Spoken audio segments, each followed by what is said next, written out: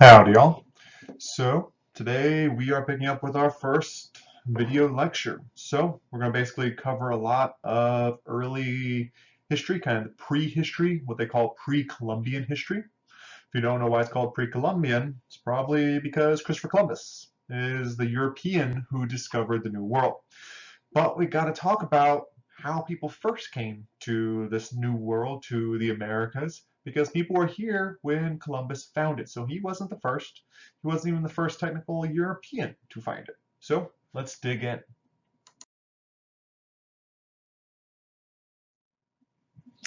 So this is kind of a map of what the world will look like, way back when, very similar to today. But what we do know is around, 60,000 years ago, all humanity developed somewhere in Africa, kind of the Indus, Tigris, Euphrates, Nile River valleys. So all around there is where humanity, at least the Homo sapien version of humanity, really started to develop. And from there, they spread out all across the world. Now, there's a lot of theories about how people got from Africa all the way to North America and Central and South America. So what you have to look at is people are walking. First and foremost, the easiest transfer of people is on foot. So they're walking across this great big world of ours. Now, there's a problem. In between the northern part of Europe, so basically Russia today, and where Alaska would be, there is a big piece of water. So they could have sailed across it, and there is some evidence that there were primitive sailing ships that followed kind of schools of fish and kind of island hopped along trying to get there. But it seems the majority of people that were coming to the New World prior to major European colonization in the 14 to 1500s came on foot following herds of large animals. Now, let's kind of look at what they would have run into as they came across into the Americas. So, hitting Alaska first, they're hitting Canada. Big, open, cold, lots of forests, lots of hostile animals, so it's not the most inviting. So if we start kind of going with North America, starting from east and going to west, the first big mountain range you run into is the Appalachian Mountains. So it's kind of along that right-hand side. So think New England, those big mountains, although not so big, but that mountain range there is the Appalachian Mountains. They're going to be crucial to understanding the early part of American United States history. Now, if we keep going further west, you hit eventually the Rocky Mountains. This is the second major chain of mountains in North America. And this is going to be the big obstacle during westward expansion. So, if we keep going, everything in between these two big mountain ranges was what's called today, or back then, the Great Plains. When the first European settlers found the Great Plains, they called it the Great American Desert because they thought nothing could really live here. But something did live here, the buffalo, and many Native Americans who hunted and lived off the bison. Now, when the first people started arriving in the New World, coming into the Great Plains, seeing these big mountain ranges, it looked very different from what we would see today, or even what the first Europeans who arrived saw whenever they came on to the Great Plains. So if we look at Texas, Texas would have looked something much more similar to like the Serengeti Desert in Africa. So this is a very different kind of layout and plan and vision of Texas than we would see today. You had versions of elephants, you had versions of rhinoceroses, and different things like that. And it just looked like a very different place. And over time, it evolves and changes to what we know today, which is mainly deer, elk, grizzly bears, bison, all these kinds of things, wolves. But at this point in time, when the first people arrived, it was similar to what we have today, but not quite the same. Now, when we're looking at the various people who settle the New World, so if we're coming in at Alaska, some people chose to stay up in the Alaska region. These are known as the Eskimo Inuit people. And they live in a cold, harsh environment, and what they're eating in this area, because you got to understand, whenever a group of people settle in a region, their whole culture, their society, even their physical bodies begin to change and adapt based on their environment. So the Eskimo or the Inuit people who are living in Alaska at this point in time, it's not Alaska yet, but in this region at this point in time, their bodies are actually changing because they eat a diet almost exclusively of animal protein, so meat, and fat. In the summer and spring, they have a little bit of fruit and veggies, whatever they can kind of uh, forage for. But for the most part, the big bulk of the year, they're hunting seal and other fish and different other animals to eat. And they're living almost exclusively of it or on it. This is actually going to change their physical bodies. So their bodies actually act and digest things differently than the modern American might be able to digest stuff. If you keep going further south, you have, as you can see, a whole slew of different Native American tribes. And as you get further south towards Central America, you're going to get more and more people. In Alaska and in Canada, there's lots of people, but not a huge amount. It's because it's hard to live up there and not many people wanted to stay. So those that were brave enough kept walking, kept moving further south, and that's where we get the different Native American nations that settled all across the United States. This is going to be a whole slew of different people, and you have the Great Plains as kind of some of the biggest, most powerful of those groups. And we'll be talking about a lot of these different groups over the course of the semester. Now, one of the biggest groups is going to be the Iroquois Confederation. So this is a massive conglomerate of groups of Native American tribes that came together to form, wasn't truly democratic, but there was a certain voting and democratic nature to it. Now the Iroquois, you can kind of see them up along the St. Lawrence River. The Iroquois were the dominant tribe, and all the subservient tribes had a vote, but the Iroquois could overpower them. But in the kind of New England, early U.S. colonization region, it's going to be the Iroquois that are the dominant tribe. We'll be talking about the Iroquois and some of the other tribes as we go. So you can see here the Iroquois Confederacy made up of the Seneca, the Cayuga, the Onondaga, Oneida, and the Mohawk, in addition to the Iroquois. Now they lived in big, long, kind of curved huts, and they actually had walled cities. Well, maybe villages. Cities is a large word, but large towns, large villages, and they had a great communication network. They had messengers and communication at far ranges and a rapid pace. So this is a fairly advanced civilization. They knew how to talk to each other, how to interact with each other. So this is pretty impressive. So looking across the nation, let's look at some of the other tribes. So you have the Plains Indians. Now these are nomadic Indians. So this is the Comanche and the Cherokee. So the Sioux. These are living off the buffalo. They follow the herds of buffalo all across the nation. Now bison did not fear much. They really had no natural predators. Occasionally a wolf would snag a small calf or a sick bison, but for the most part, a bison had no fear from wolves. So the Native Americans would often disguise themselves as wolves to sneak up and get close enough to the bison to shoot it with a bow. But more often than not, that was a dangerous prospect. Now eventually, once there's horses, once the Spanish bring horses back to the New World, Native Americans will adopt the horse and hunt bison that way.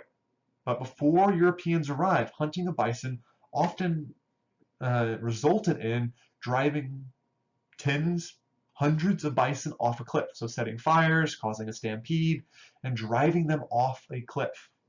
Now we often think of Native Americans as kind of these ultimate shamanistic, one with nature people. But they were human. They also used resources recklessly at times. So they would kill, 50, 100 bison by running them off a cliff, harvest what they could, but then you might have 20, 30, 40, 50 bison just left to rot because there was no way they could harvest all the meat in time, and there was no preservation method to store that much meat. But pretty much everything in the Great Plains was based around these bison. Now, one of the largest, most powerful groups in North America is going to be the Caddo Indians. Now, these had some of the biggest towns. Now, we got to think of the Caddos as kind of a big trade network system. Like their whole society is based on trade. So they were trading with the Iroquois Confederation, with the Plains Indians, as well as with Central and South American groups. So you had goods from Mexico being traded through the Caddos with tribes in the northern parts of what became the United States. So these were impressive people. So we think of Native Americans often as kind of primitive and simplistic, but they weren't. They were just as advanced as many European nations, if not more so in some ways, which we'll talk about in a little bit. So as we continue going, you have the Karankawa. So we've talked about several advanced tribes. The Karankawa is probably one of the more primitive tribes. So I'll go back one slide real quick. It's not going to let me do that on here. So I'll pull it up in a minute and show you. But they're kind of on the coast of Texas. And it's not the most hospitable place. So if you've ever been to Houston, it tends to get hot, humid, swampy. Not exactly a lovely place to live. The Karankawas were kind of stuck there. Every time they tried to move inland, people attacked them, pushing them back off onto the coast.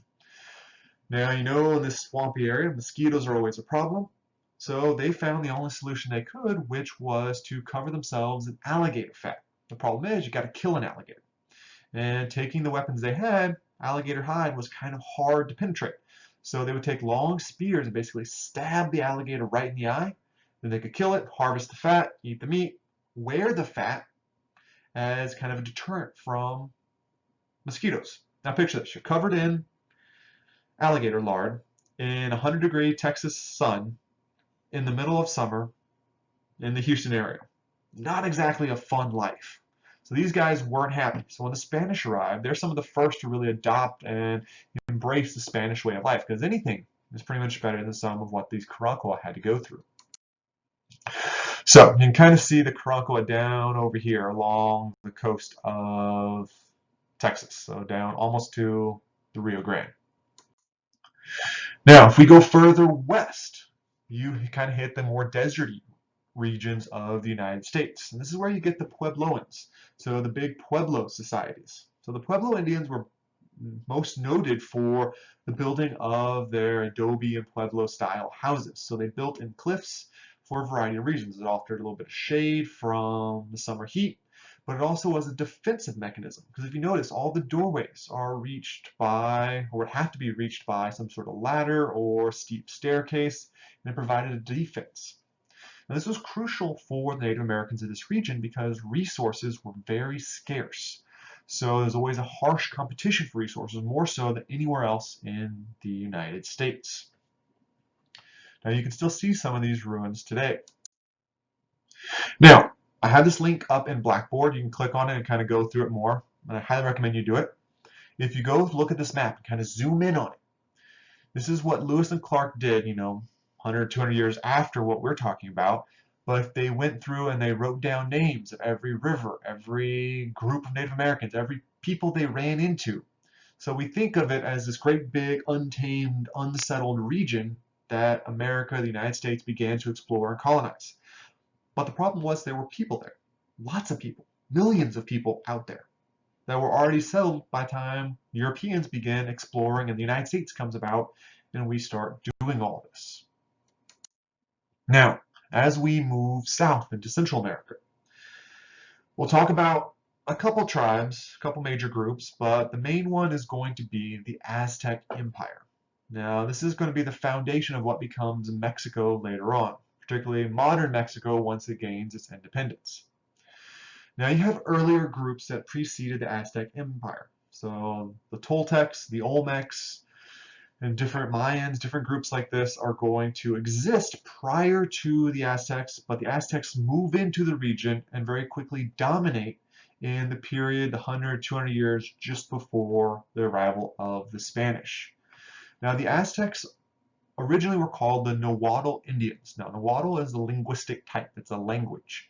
So this is their linguistic type, and what we know them as today is the Aztecs, and they are going to build one of the largest, most successful empires in the New World. Now, if you've ever seen the Mexican flag, you've probably seen this image. It's right smack dab in the middle of the three colors of the Mexican flag. Now, Mexico chose this because this is the origin story of the Aztecs. Apparently, a long time ago, when the Nahuatl Indians were just a small tribe, one of their leaders saw a vision. And this was going to be, in this vision, he saw where their new home was going to be that would make them a great nation. In his vision, he saw an eagle that has just captured a snake sitting upon a cactus, a prickly pear, on an island in the middle of a lake. And in this vision, he said, this is where this new nation that we're going to found is going to be. Now picture this. If I were to take our class, announce to y'all, we're going to get up, leave everything we know, and just start walking until we see an eagle eating a snake on a cactus, on an island, in a lake. What's likelihood y'all all go with me? Not great. But in this case, the Nahuatl Indians did follow him. And lo and behold, when they get to central Mexico, where Mexico City is today, what do they see? They see an eagle eating a snake on a cactus, on an island, in a lake. And they go on to build one of, if not the biggest city in the Americas, one of the most technologically advanced cities. It had running water, had trade networks, was extremely defensible. So you kind of see the island wasn't as big as what you're seeing here. The island was kind of the core part of it, kind of the 2 or 3 big islands in the middle. They actually dug up, dredged up soil, built new islands, and kind of like Venice. They didn't use roads as much, they used canal systems. They had major roads coming into the city, but it was a major canal system. So when Europeans arrive in Tenochtitlan, they see a city more advanced than some of the ones they came from. Certainly far cleaner and far kind of more socially organized than some of the ones they came from. So you kind of see from this picture the kind of main thoroughfares. You see Tenochtitlan right in the middle, then you see the big roads coming in and out. So this gave them a very defensible city that the Spanish will have a hard time overcoming at first. So picture this, if you want to attack the city, you've got to come across a very narrow causeway. This is going to be very easy for them to defend.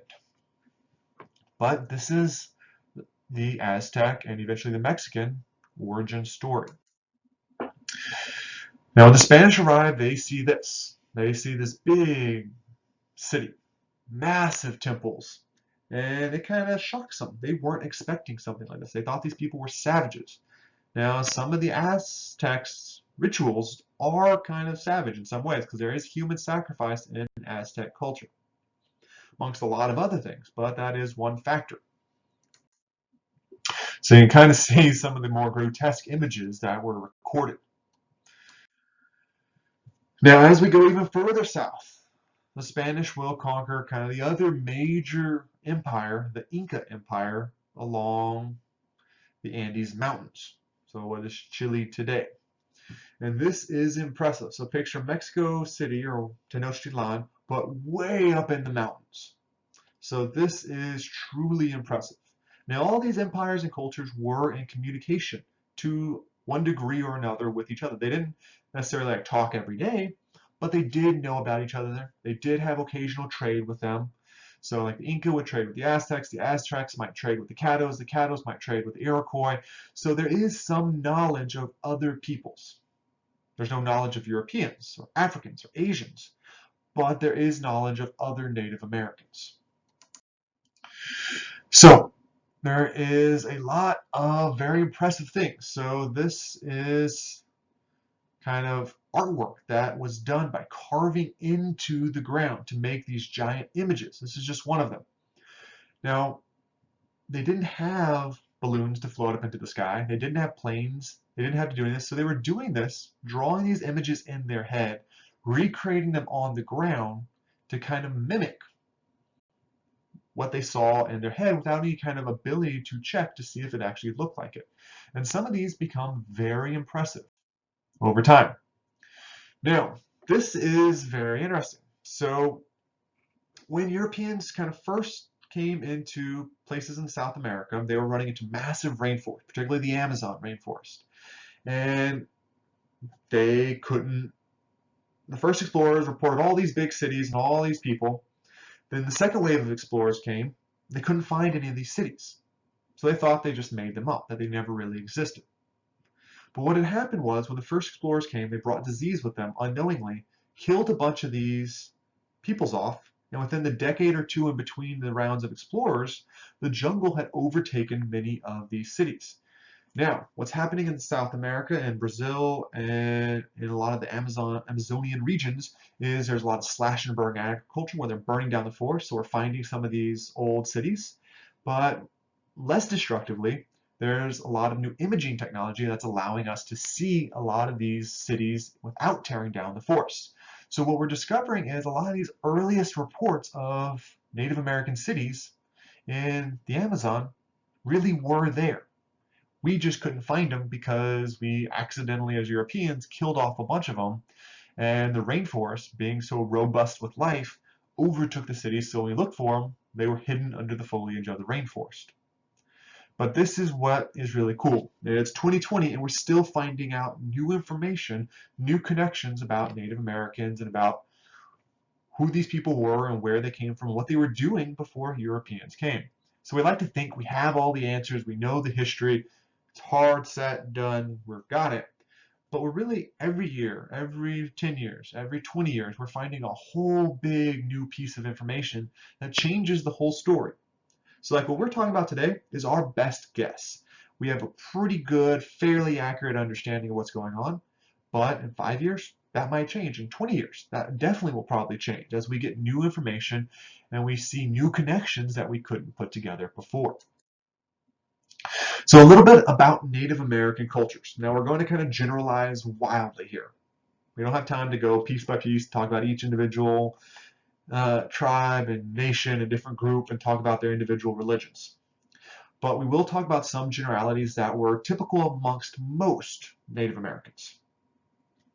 So first and foremost, you have generally a belief in some sort of singular overarching God.